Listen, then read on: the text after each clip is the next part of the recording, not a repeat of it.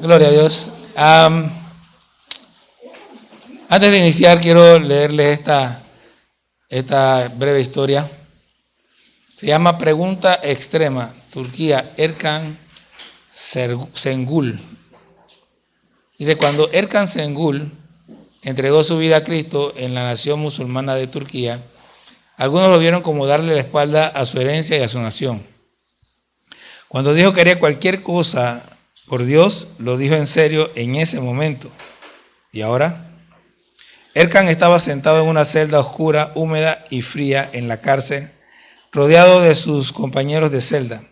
La policía local lo arrestó diciendo que había insultado al islamismo al distribuir libros para una editorial cristiana. Erkan clamó a Dios rogando a ser rescatado. Sabía que no había hecho nada malo y que no merecía estar allí. Tú dijiste que harías cualquier cosa por mí. ¿Lo dijiste en serio? Le susurró Dios al corazón de Erkan. Quebrantado ante Dios, Erkan lloró y adoró. Le dijo a Dios en su corazón, lo dije en serio, de verdad. Erkan comenzó a predicar 3 horas diarias en la cárcel. Supo que Dios le permitió estar encarcelado para darle un nuevo campo misionero. Él estuvo en prisión por 30 días hasta que los testigos confesaron que la policía los había presionado a firmar declaraciones y el juez no encontró evidencia de que hubiese cometido algún crimen. El arresto ha promovido el testimonio de Erkan. Desde que salió de la cárcel, muchos con los que compartió su celda han visitado su iglesia preguntando acerca del Dios que le dio paz mientras estaba encarcelado. Erkan aún distribuye con gozo libros cristianos, sabiendo que corre el riesgo de ser arrestado nuevamente. Señor, te damos gracias por este día. Padre, te pedimos que nos dirijas en este tiempo. Permíteme, Señor, ser fiel al compartir tu palabra. Y más que tu palabra, Señor, el mensaje que tú tienes para la iglesia. Permítanos ser sensibles, Señor, para recibir tu palabra y para ponerla por obra. Te bendecimos, Señor, y te glorificamos, Padre Santo. En el nombre de Cristo Jesús. Amén. Abra su Biblia en Ezequiel 36. Vamos a seguir hablando de lo mismo que hablamos en la vigilia de Año Nuevo. Vamos a reforzar el tema. Vamos a seguir hablando de la transición en la que Dios nos está llevando. Y vamos a tratar de comprender lo que Dios ha estado hablando a mi vida y a nuestras vidas y que quizás no nos hemos dado cuenta. El 31 de diciembre leímos desde el versículo 24, pero hoy vamos a leer desde el 16. Dice, vino a mí palabra de Jehová diciendo, hijo de hombre, mientras la casa de Israel moraba en su tierra, la contaminó con sus caminos y con sus obras. Como inmundicia de menstruosa fue su camino delante de mí, y derramé mi ira sobre ellos por la sangre que derramaron sobre la tierra, porque con sus ídolos la contaminaron. Les esparcí por las naciones y fueron dispersados por las tierras. Conforme a sus caminos y conforme a sus obras les juzgué. Y cuando llegaron a las naciones a donde fueron, profanaron mi santo nombre, diciéndose de ellos, estos son pueblos de Jehová, y de la tierra de él han salido. Pero he tenido dolor al ver mi santo nombre profanado por la casa de Israel entre las naciones a donde fueron.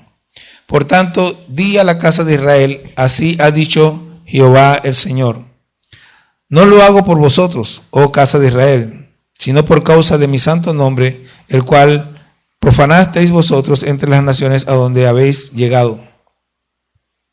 Y santificaré mi grande nombre, profanado entre las naciones, el cual profanasteis vosotros en medio de ellas, y sabrán las naciones que yo soy Jehová, dice Jehová el Señor, cuando sea santificado en vosotros delante de sus ojos. Wow. Y yo os tomaré de las naciones y os recogeré de todas las tierras y os traeré a vuestro país.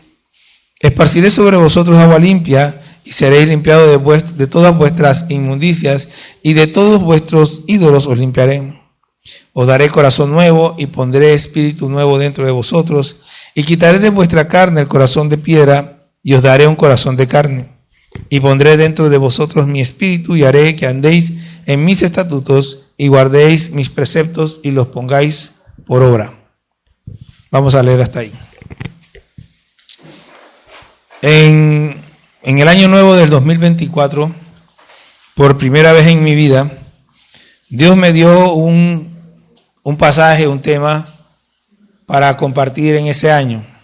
Y desde entonces he tratado de ser fiel en compartir lo que Dios me ha dado con todos los diferentes textos que hemos estudiado durante todos estos, ya con este año van a ser 3 años. Pero yo lo que quiero que vean es lo que Dios está diciendo o ha estado diciendo. Esto que acabamos de leer hace un tiempo atrás también lo leí, y debemos comprender algo. El Señor dice aquí que cuando llegaron a las naciones donde fueron, profanaron mi santo nombre, diciéndose de ellos: estos son pueblo de Jehová, y de la tierra de él han salido. Hermanos, es muy importante que nosotros vivamos en santidad, que guardemos los mandamientos del Señor.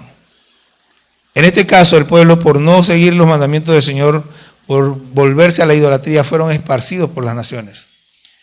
Y eso fue en cierta forma una vergüenza, porque supuestamente Dios los protegía, pero Dios no protege al pecador. Cuando uno se vuelve al pecado, Dios le da la espalda.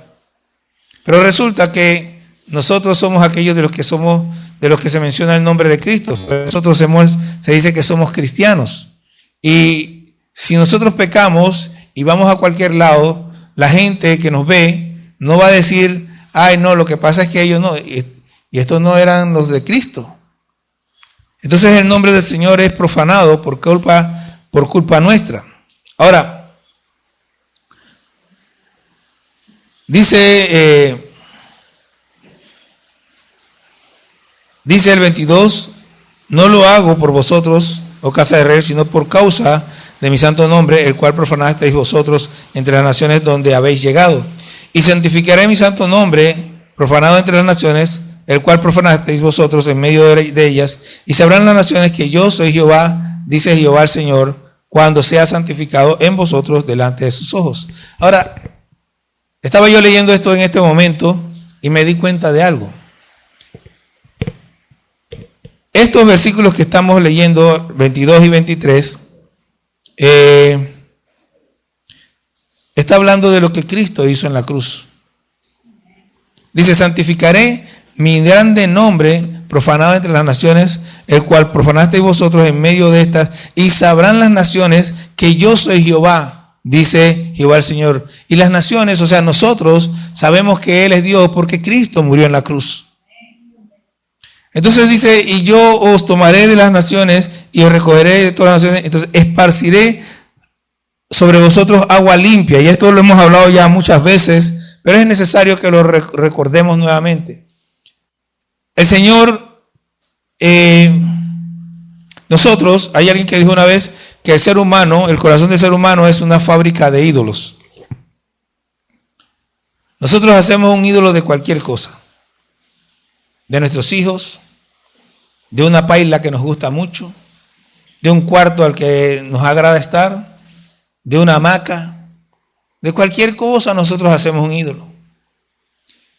Y nosotros antes de venir a Cristo vivíamos en la inmundicia, en nuestros deseos, en las cosas que queríamos hacer, en lo que nos gustaba, pero no tomábamos en cuenta a Dios. Dice: y yo os limpiaré, o sea, esparciré sobre vosotros agua limpia, y os limpiaré de toda vuestra inmundicia. Entonces, se supone que eso ya en nosotros fue hecho. Se supone que al escuchar nosotros el Evangelio y volvernos a Cristo, ya nosotros fuimos limpiados de toda nuestra inmundicia. Y se supone que también fuimos limpiados de todos nuestros ídolos, pero la evidencia dice lo contrario. muchos de nosotros todavía andamos en inmundicia, muchos de nosotros todavía tenemos ídolos.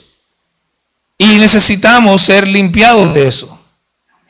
Esto es un proceso que Dios hace con su pueblo.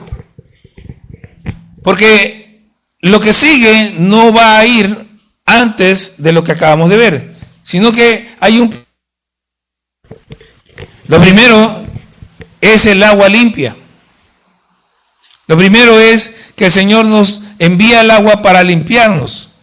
Es aquí donde Romanos 10:17 dice que la fe viene por el oír y el oír de la palabra de Cristo, o de la palabra de Dios, como queramos verlo.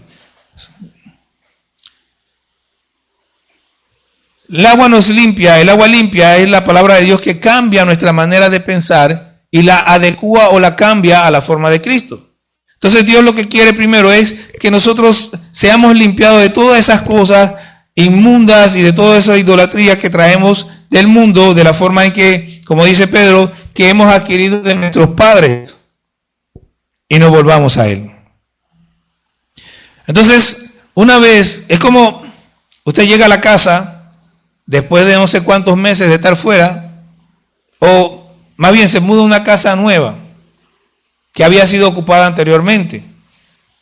Entonces usted llega a esa casa, usted no llega y simplemente se acomoda ahí. ¿Qué hace? Primero la limpia. En muchos casos uno tiene que baldear esa casa primero.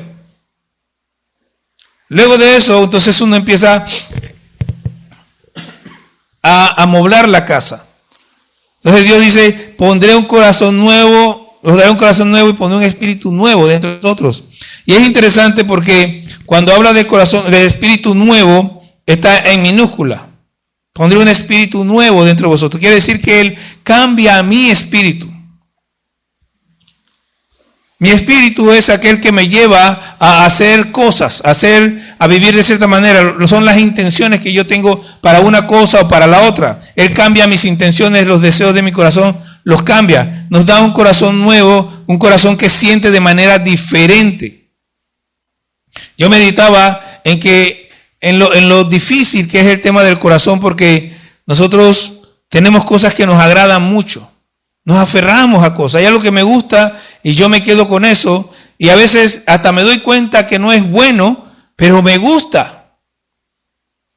Y Dios tiene que cambiar nuestro corazón para que nuestro corazón rechace lo que me gusta y acoja lo que le agrada a Dios. Tengamos una nueva intención, un nuevo deseo, una nueva forma de hacer las cosas. Y cuando ya lo que es de nosotros ha sido cambiado, entonces Dios viene y trae lo que es de Él.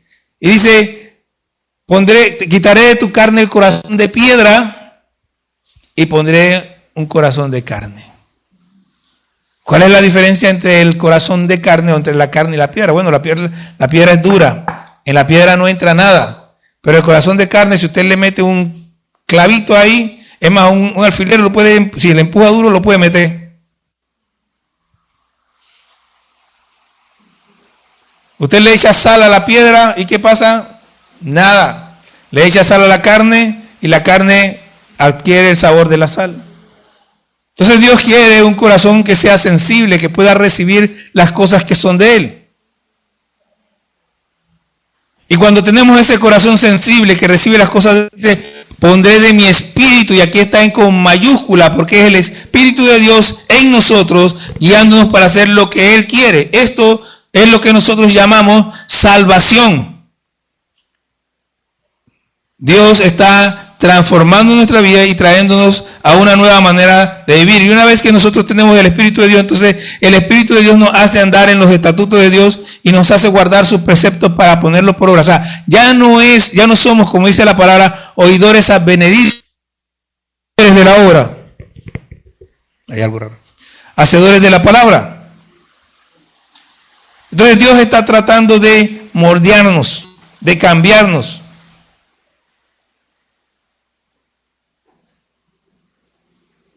Y luego, en 2025, nos lleva a Romanos capítulo 12. Y en Romanos capítulo 12 se supone que Dios ya nos ha cambiado. Se supone que Dios ya nos ha dado un corazón nuevo y un espíritu nuevo. Se supone que Dios ha quitado el corazón de piedra y ha puesto un corazón de carne. Se supone que Dios nos ha dado de su espíritu. Entonces dice Pablo, así que hermanos, os ruego por las misericordias de Dios que presentéis vuestros cuerpos en sacrificio vivo, santo, agradable a Dios, que es vuestro culto racional. ¿Qué está pasando aquí o qué está diciendo Pablo? Se supone que ustedes pertenecen a Dios. Se supone que ustedes son hijos de Dios. Se supone que ustedes han sido transformados. Si ustedes son transformados, compórtense como transformados. Presenten sus cuerpos en sacrificio vivo. Es como Erkan Senghur, por eso le leí lo de Erkan Senghur. Él cuando se convierte dice, estoy dispuesto a todo. Pero cuando se vio presionado, Señor, sálvame. Y ahí viene la pregunta de Dios, ¿no estás dispuesto a todo? ¿Lo dijiste en serio? Él fue arrestado por estar sirviendo a Cristo, por estar distribuyendo literatura cristiana. ¿Y qué estoy haciendo yo, Dios, para Cristo? ¿Cómo yo hago para presentar mi cuerpo en sacrificio vivo y santo? Obviamente santo es separado para Dios, pero vivo es porque estoy vivo, porque estoy respirando, porque estoy poniendo mis atributos, mi forma de ser, mi vida, mis fuerzas las estoy poniendo en manos de Dios. Hay gente que dice, no, cuando yo me jubile, ¿ya para qué? Digo, no es que una persona jubilada no le pueda entregar su vida a Dios, pero que Dios es un mendigo para que reciba las obras tuyas. Entregarle a Dios nuestras fuerzas. En el mejor de nuestros momentos debiéramos entregar nuestra vida a Dios. Y si el mejor de nuestros momentos, hace años leí la historia de un pastor que el hombre recibió a Cristo a los 50 años. Y en no sé cuántos años había abierto como 16 iglesias. Digo, yo no sé para qué abren tantas iglesias, pero 16 iglesias. El hombre estaba predicando por todos lados, se dedicó. O sea que al final ni siquiera tiene que ver con que yo esté joven. Pero si yo estoy joven y estoy oyendo la palabra y digo, no, cuando ya yo esté viejo, ¿para qué?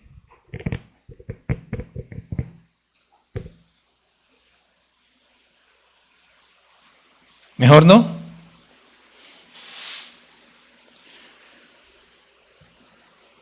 Es ahora que yo debo presentar mi cuerpo en sacrificio vivo y santo. Y mire, esto no es algo que uno hace emocionalmente. Esto no es algo que uno hace emocionalmente. En Lucas 14, Jesús dice, porque ¿quién de vosotros, queriendo edificar una torre, no se sienta primero y calcula los gastos a ver si tiene lo que necesita para acabarla? Está hablando de seguir a Jesús y está comparándolo con esto. No sea que después que haya puesto el cimiento y no pueda acabarla, todos los que lo vean comiencen a hacer burla de él. Tú tienes que saber que seguir a Cristo no es cosa fácil. Y si vas a seguir a Cristo, tienes que saber que tienes que hacerlo en serio. Dice, comiencen a hacer burla de él diciendo, este hombre comenzó a edificar y no pudo terminar. Esta persona empezó a hacer la obra, empezó a caminar para Cristo y no pudo terminar. ¿Por qué? Porque no tenía lo que se necesitaba para hacerlo. Dice, ¿o qué rey, al marchar a la guerra contra otro rey, no se sienta primero y considera si puede hacer con 10,000 al que viene contra él con 20,000? Y si no puede, cuando el otro está todavía lejos, le envía una embajada y le pide condiciones.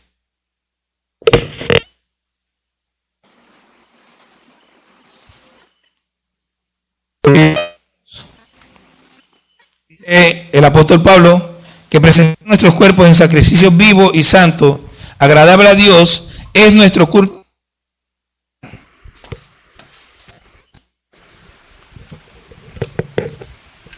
En pocas palabras, no es algo que se hace a la ligera, es algo que se piensa, que se razona. que se tome una decisión bien pensada. Es vuestro culto racional, no emocional. Dios no quiere a Él para atrás.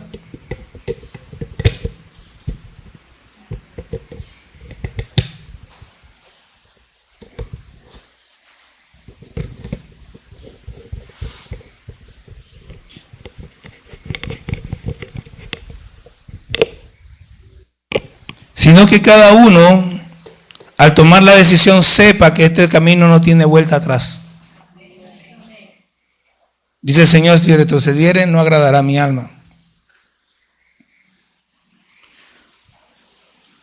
Para poder nosotros caminar y permanecer caminando, déjeme explicarle algo, o ponerle un ejemplo. A través de la historia, muchas compañías, sobre todo compañías tecnológicas, han quedado rezagadas a mitad de camino. ¿Saben por qué? Porque no se han transformado. Uno de los casos más emblemáticos es el de la Kodak. La Kodak tomó decisiones terribles en el camino. ¿Por qué? Porque no quisieron transformarse. Primera mala decisión. La persona que inventó el sistema Polaroid, ¿saben el sistema Polaroid, verdad? Con que hacían los carnets antes, que eran de las fotos instantáneas, lo presentó a la Kodak. Creo que trabajaba ahí inclusive. Y la Kodak, por estar vendiendo rollitos, no aceptó el sistema. Así que el hombre tuvo que hacer su cosa por fuera y ganó millones que Kodak se perdió por no querer transformarse. La primera cámara digital la hizo Kodak. ¿Y saben qué hizo? La engavetó. ¿Saben por qué la engavetó? Porque ganaba mucho dinero vendiendo rollitos. Y por eso desaparecieron, porque no se quisieron transformar. Y asimismo el cristiano que no se quiere transformar va a desaparecer, porque la Biblia nos manda a transformarnos por medio de la renovación de nuestro entendimiento. Nosotros no podemos caminar la vida cristiana siempre en la misma cosa. Tenemos que ir aprendiendo, entendiendo cada día más qué es. En estos días hablaba o más bien me escribió Eduardo Góndola y me hizo gracia porque parece que le está pasando lo mismo que a mí. Él me dice, ahora entiendo con mucha facilidad o con más facilidad lo que el Antiguo Testamento hablaba de Jesucristo. Y a mí me está pasando exactamente lo mismo. Acabamos de leer allá y leyendo, yo vi, oye, pero si esto que está aquí es de Jesucristo. El agua limpia, la transformación vino cuando Jesucristo vino. Y a raíz de que Cristo vino, el Señor se dio a conocer a todas las naciones por medio del Evangelio. Entonces, nosotros tenemos que entender, Dios está llamándonos a transformarnos, a dejar la misma cosa. Mire, yo sin siquiera pensar mucho en esto, hace un mes, 2 meses más bien, cambié por un día la forma en que celebramos la Santa Cena. Y después de eso, ¿qué hicimos? Cambiamos la forma del culto. La predicarán al final, ahora adelante. Y son cambios, usted dirá, son cambios pequeños, pero créame que hacen diferencia. Nosotros tenemos que estar todo el tiempo viendo lo que la palabra enseña, lo que la palabra dice y ser fieles a lo que ella está diciendo. Es difícil y realmente, miren, no es algo que podemos hacer de la noche a la mañana. Poder comprender la palabra, poder conectarse con el Señor y que uno pueda empezar a ver con mayor claridad, toma tiempo, toma años. Toma mucho tiempo de leer y de estudiar. Esto no es magia. Requiere que nosotros seamos esforzados. Mire, dice en el versículo, es vuestro culto racional. También el transformarnos es racional. Yo tomo la decisión de transformarme. Yo escucho la palabra y la palabra me llega y no la olvido, sino que yo tengo que ver cómo aplico esa palabra.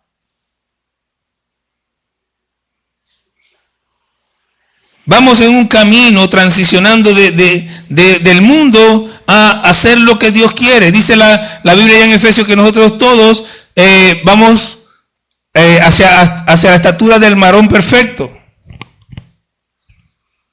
Pero si me estanco, dejo de crecer. Y necesitamos crecer. Y para crecer debo transformarme, porque el crecimiento es transformación.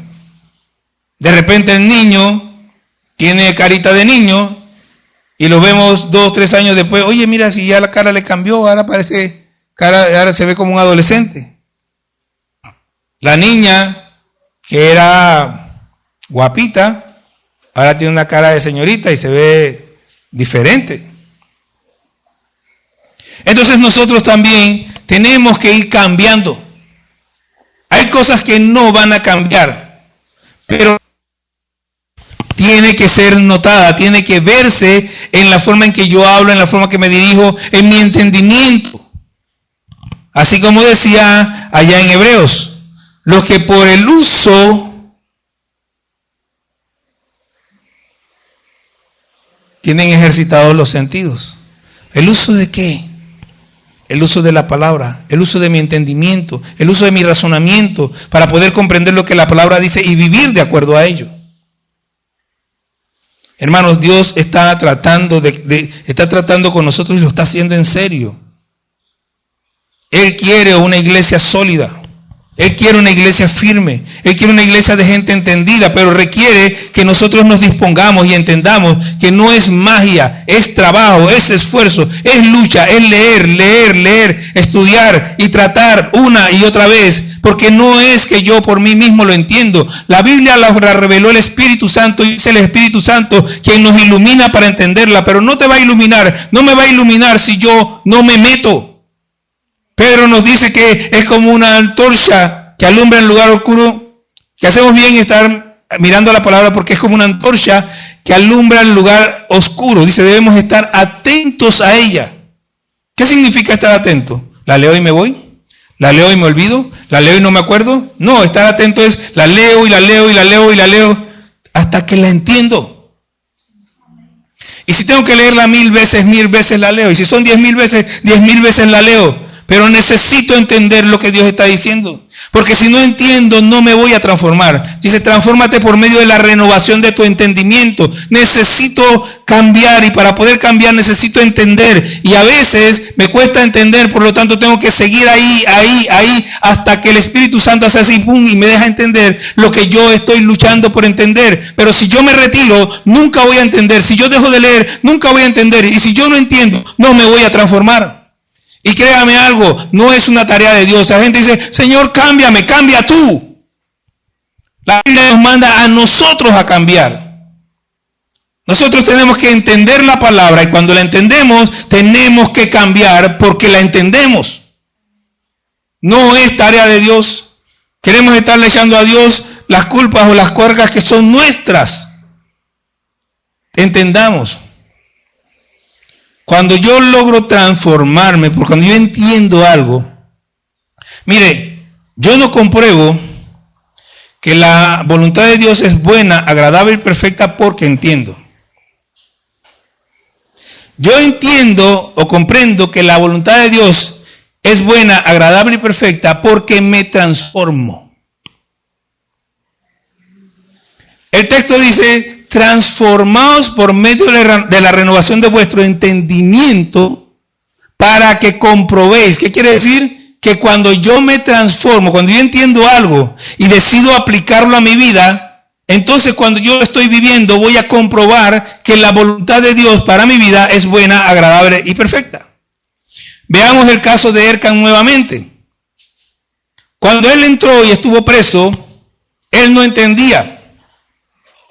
Pero producto de lo que Dios le habló a su corazón, él cambió. ¿Qué cambió? Ya dejó de quejarse y empezó a predicar el evangelio. Empieza a predicar el evangelio. ¿Qué pasa? Bueno, la gente empieza a escuchar. Y cuando él sale, la gente lo busca. Y se da cuenta que la voluntad de Dios era que él estuviera allí para que tuviera un campo nuevo donde predicar, para que la gente se convirtiera bueno, agradable y perfecto. ¿Qué más quieres? Si eres cristiano, eso te hace feliz y te llena el corazón.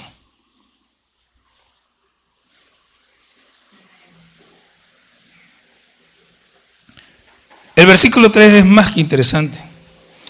Porque digo pues por la gracia que me es dada a cada cual que está entre vosotros, que no tenga más alto concepto de sí que el que debe tener, sino que piense de sí con cordura, conforme a la medida de fe que Dios repartió a cada uno, hermano. Nosotros tenemos que movernos en fe. Cada uno de nosotros tiene una tarea. Pero déjeme decirle algo, mientras usted está de brazos cruzados, nunca sabe cuál es la tarea que Dios tiene para usted. Usted tiene que levantarse, tiene que ofrecerse, tiene que empezar a hacer lo que tiene a la mano. Cuando usted hace lo que tiene a la mano y lo hace con gusto, entonces Dios empieza a darle más, y empieza a darle más, y empieza a darle más. Esto yo no lo entendía, pero ¿qué pasa? Como ya les he dicho otras veces, yo me levanté después de 2 años de estar sentado en mi puesto en la iglesia y le dije, pastor, quiero servir. Y bueno, me colocaron de ujier. Lo que para mí en ese momento era como lo más bajo. Hoy entiendo que es lo más alto. Para mí en ese momento ser ujier era lo más bajo. Pero lo hice con gusto. Me paraba en la puerta, cogí los sobres, le daba la mano, sonreía a la gente. En realidad yo creo que puse una nueva cultura en esa puerta de Callecú.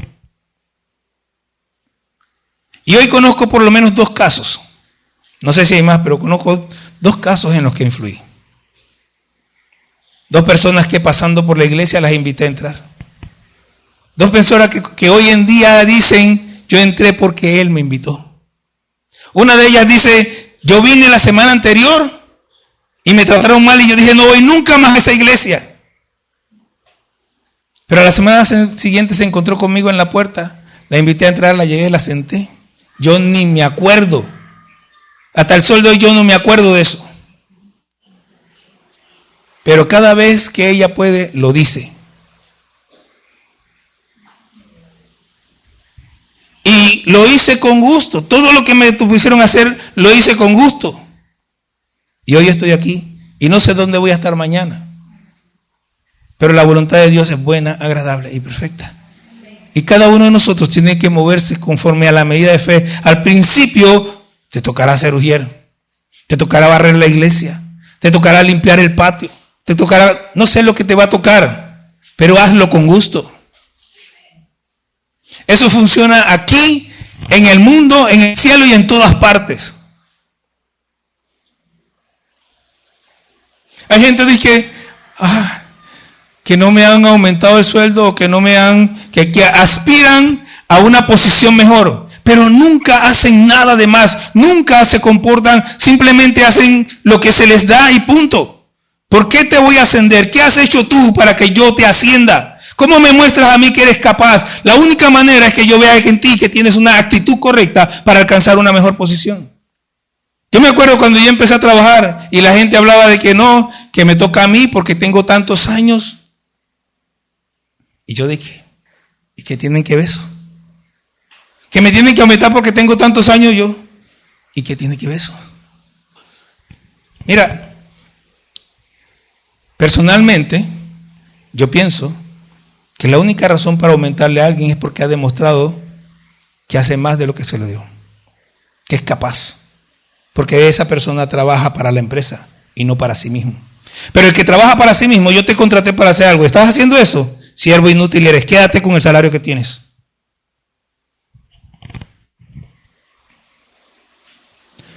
No mereces más porque eso es lo que estás haciendo, por eso te estoy pagando. Y de nuevo, lo que experimenté en la iglesia también lo experimenté allá. Por eso es que les puedo decir con toda confianza que funciona aquí y funciona allá. Porque yo lo viví.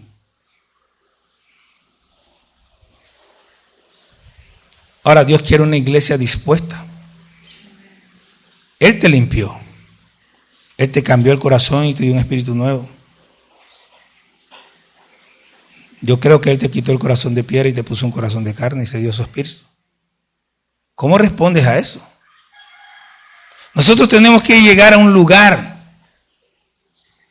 Pero créame que gateando no vamos a llegar a ninguna parte. Arrastrándonos no vamos a llegar a ninguna parte. Tenemos que caminar por lo menos. Y ya Dios nos equipó. Pero ¿qué más hace Dios? Entonces ahora vamos al 2026. Vamos a Hebreos capítulo 12. Y en Hebreos capítulo 12 nos dice, mira, no tienes excusa. ¿Cómo que no tengo? No tienes excusa. Dice, por lo tanto, nosotros también, teniendo en derredor nuestro tan grande nube de testigos. ¿Qué quiere decir eso? Ahí está el ejemplo. Si ellos pudieron, tú también puedes. Si ellos lo hicieron, tú también lo puedes hacer. Teniendo tan grande nube de testigos, despojémonos de todo peso y del pecado que nos asedia y corramos con paciencia la carrera que tenemos por delante. Despójate de todo lo que te está estorbando. Toma decisiones y decisiones radicales. A veces lo que me estorba es simplemente mi deseo de hacer lo que me da. A veces el peso que tengo es simplemente, bueno, lo que pasa es que yo no quiero, no me gusta. No. A veces el peso que tengo es que lo que pasa es que no quiero dejar sola a mi mamá, a mi hijo, a mi primo. ¿Y qué dijo Jesús? Deja que los muertos entierren a sus muertos. Ahora, si Jesús no te está llamando, pues quédate con tu muerto, pero si Jesús no te está llamando, deja que los muertos entierren a sus muertos.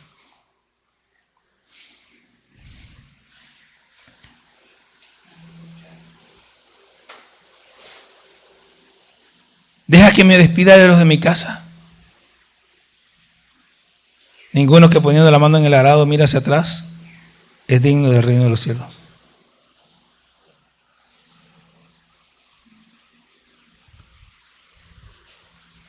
Señor, te seguiré. Las zorras tienen guarida, las aves de los cielos nido. El hijo del hombre no tiene donde recostar su cabeza. Si quieres estar cómodo, no estás listo para el reino de Dios. Si no puedes despojarte de las comodidades y demás, no tienes lo que se necesita para ser parte del reino. Tienes que saber que el reino no consiste en comodidades. No es que no se puedan tener, es que no consiste en eso.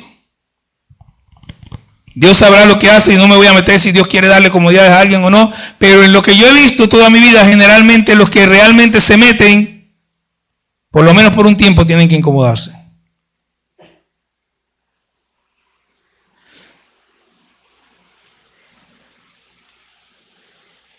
Alrededor de nosotros hay muchas cosas. Trabajamos con gente vulgar, mentirosa y otras tantas cosas. Usted y yo tenemos que saber con quién nos mezclamos, con quién nos reunimos. Hay personas que no son de buena influencia para nadie. Y mire, no se crea que porque usted es un gran cristiano y que tiene mucho tiempo en el evangelio y ha sido esto y lo otro y aquello, usted no puede caer. La Biblia advierte claramente que las malas conversaciones corrompen las buenas costumbres. Así que sepa mantener su distancia. Tenemos que deshacernos de todo lo que nos estorba para caminar. ¿Y cómo hacemos eso? Dice aquí, puesto los ojos en Jesús, el autor y consumador de la fe. Ahora, algunos dicen, bueno, voy a mirar hacia el cielo. No. Voy a estar pensando que Jesús... No. Está hablando de poner el Jesús, el que estaba en la tierra. Dice que por el gozo, ¿verdad? Por el gozo puesto delante de él sufrió la cruz, menospreciando el oprobio, y se sentó a la diestra del trono de Dios. ¿Qué dice aquí? Mira, tú quieres acabar la carrera, tú quieres correr la carrera sin estorbo. Lo que tienes que hacer es ver que a Jesús no le importó lo que decían de él.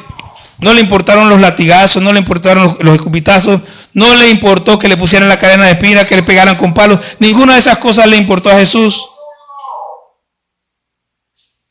Y cuando tú pones los ojos en Jesús, dices, yo quiero ser como Jesús. Si a él no le importó esas cosas, a mí tampoco. Yo voy a hacer lo que tengo que hacer y voy a aceptar las consecuencias. ¿Se da cuenta? Eso es poner los ojos en Jesús. Considerad a aquel que sufrió tal contradicción de pecadores contra sí mismo, para que vuestro ánimo no se canse hasta desmayar. Cuando tú estás predicándole a la gente, Porque lo que sabes que es bueno para ellos se los estás diciendo y la gente te desprecia. No pasa nada, eso fue lo que le pasó a Jesús. Él vino a morir por nosotros y ellos lo despreciaron. Él vino a limpiarnos nuestros pecados y ellos lo crucificaron. Eso es contradictorio. Yo vengo a ayudarte y tú me pateas. Entonces lo que está diciendo es, mira a Jesús y sigue y haz lo que hizo Jesús. Hagamos lo que Jesús hizo. Dios nos está llamando a la acción, a tomar en cuenta que tenemos dos ejemplos. Primero nos dice, teniendo en derredor nuestro tan grande nube de testigos, o sea, los ejemplos del Antiguo Testamento. Mira el Antiguo Testamento, mira a Abraham, Isaac, Jacob, David y toda esa gente y mira el ejemplo de fe de ellos. Y luego te dice, pon los ojos en Jesús y sigue el ejemplo de Jesús. Sigue el ejemplo de fe de Jesús. Dios está llamando a que vivamos una vida de fe en este tiempo. A que pongamos los ojos y veamos todo lo que costó a Jesús y que nosotros nos dispongamos también. Dice que Él afirmó su rostro para ir a Jerusalén. Nosotros debemos afirmar nuestro rostro para hacer la voluntad de Dios.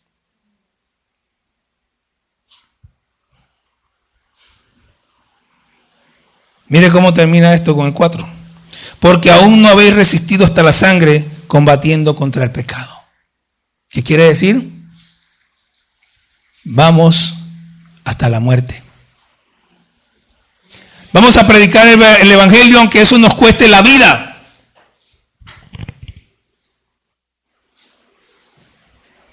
Hay un llamado a vivir para Dios. No es un llamado nuevo. Es un llamado que tiene ya su tiempo. Tenemos que volver la mirada hacia Dios y empezar a servirle, empezar a seguirle y vivir para Él. Estamos en el mejor momento, en el mejor tiempo.